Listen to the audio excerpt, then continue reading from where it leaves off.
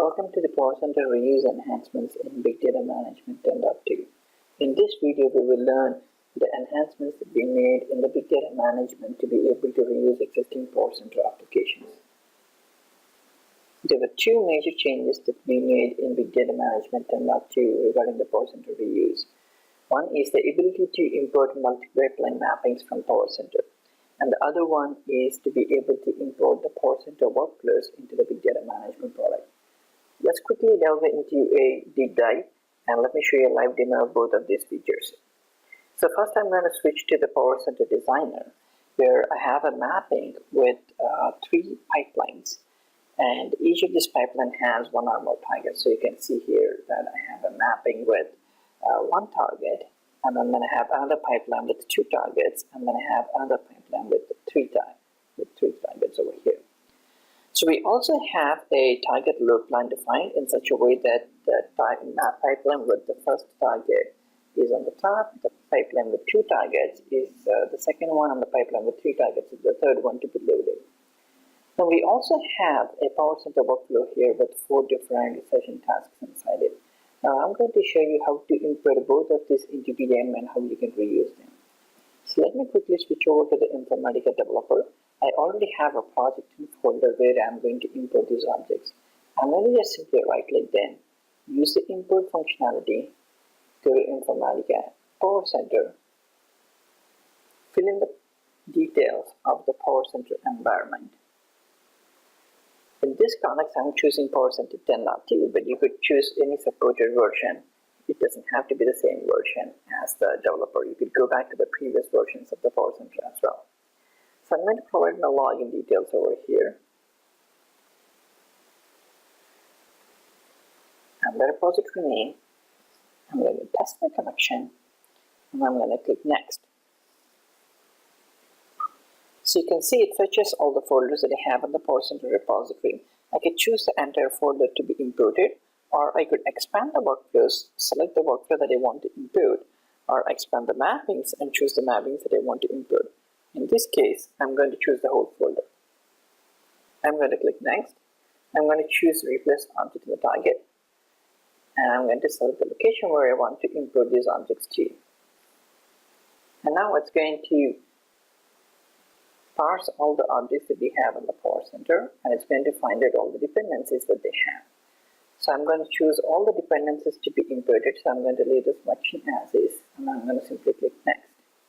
Now, depending on the sources and targets you have, the screens from over here may be a little different. I have some DB2 targets and sources, so it's going to show me some DB2 specific options. And then I'm going to choose the connection. So I'm going to select all objects without a connection, and I will assign a connection to them. In this example, I'm going to go with this. And then I'll click Next. So this is a summary of all the objects to be imported. I'm going to click Finish, and then the import process will begin.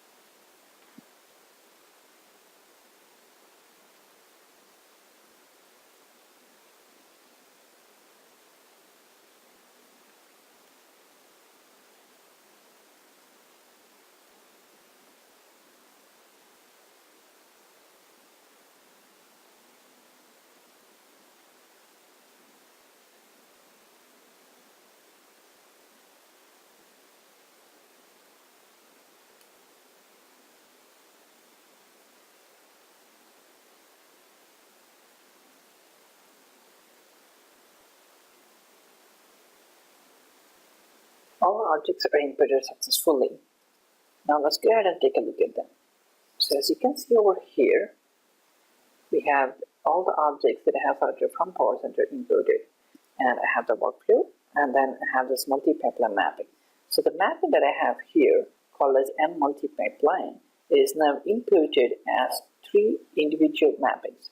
As you can see over here, the first mapping is basically the one with one single target, and then I have the second mapping which has 2 targets.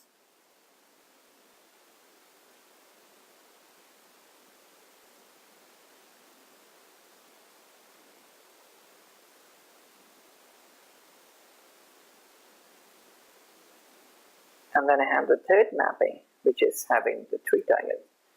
So you can see over here that the mappings get inputted successfully, and they are suffixed with the numbers depending on how they were organized in the target loop and order. Now let's take a look at the workflow. So I open the workflow, and here you can see all the 4 PowerCenter sessions that we have in our PowerCenter workflow. So we were able to import all of them.